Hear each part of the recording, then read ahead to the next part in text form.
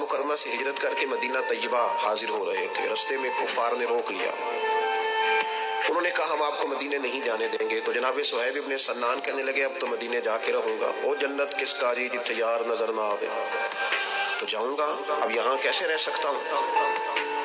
انہوں نے کہا کہ ہم تو آپ کو کسی صورت بھی مکہ مکرمہ کی حدود سے نہیں نکلنے دیں گے۔ تو جناب صہیب ابن سنان نے بڑے اطمینان سے، جن لوگوں کے پاس کوئی مستقبل ہوتا ہے اور کوئی نظریہ ہوتا ہے، اور جن کے پاس کچھ عزائم ہوتے ہیں، کچھ مقصد زندگی ہوتا ہے، وہ بڑے بردبار لوگ ہوتے ہیں، ان میں بڑا تحمل ہوتا ہے، ان لوگوں کے اندر بلا کا اطمینان ہوتا ہے۔ حضرت صہیب رضی اللہ تعالیٰ عنہ فوراً کہنے لگے بھائی میری آنکھیں پڑھ لو، چہرہ دیکھ لو، اور میری گفتگو کے اندر جو باکپن ہے اسے ملاحظہ کر لو، مدینے تو میں جا کے رہوں گا، جانا تو مجھے ہے۔ میں تمہیں دو باتیں بتائے دیتا ہوں، یہ تو طے ہے کہ میں جاؤں گا، دو باتیں بتائے دیتا ہوں۔ ایک تو یہ کہ اگر تم مجھے روکو گے تو میں اپنے ترکش سے تیر نکالوں گا، چلاتا رہوں گا، یا مر جاؤں گا یا مار دوں گا۔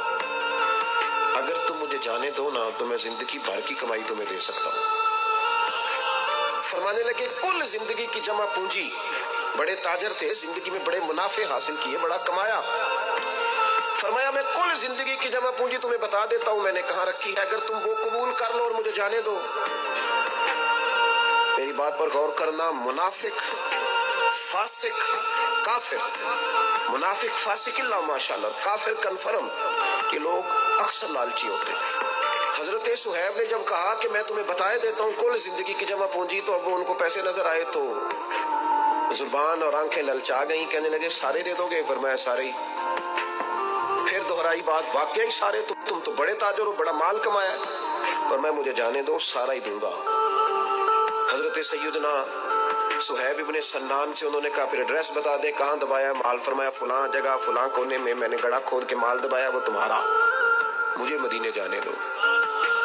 قربان جائیں، کل زندگی کی جمع پونجی دے کے مدینے پہنچ گئے، اور جب سرور کائنات کی بارگاہ میں پہنچے نا تو بتانا کچھ بھی نہیں پڑا۔ خیال آیا مسلمان نیک و بد پہچان جاتے ہیں، محمد آدمی کے دل کی باتیں جان جاتے ہیں۔ حضرت صہیب کہتے ہیں میں جیسے ہی کریم کی بارگاہ عالی مرتبت میں پہنچا، حضور مسکرا کے فرمانے لگے صہیب زندگی میں بڑے سودے کیے، بڑی تجارت تم نے کی اور بڑے نفع اٹھائے، اور جو سودا آج کر کے آئے ہو نا یہ بڑا ہی نفع والا کیا ہے، بڑا ہی، یعنی کل زندگی کی جمع پونجی دے کے مدینے والے کا مدینہ خریدا، مدینے کا سفر خریدا۔ فرمایا اب جو تم نے تجارت کی ہے بڑی اعلیٰ ہے۔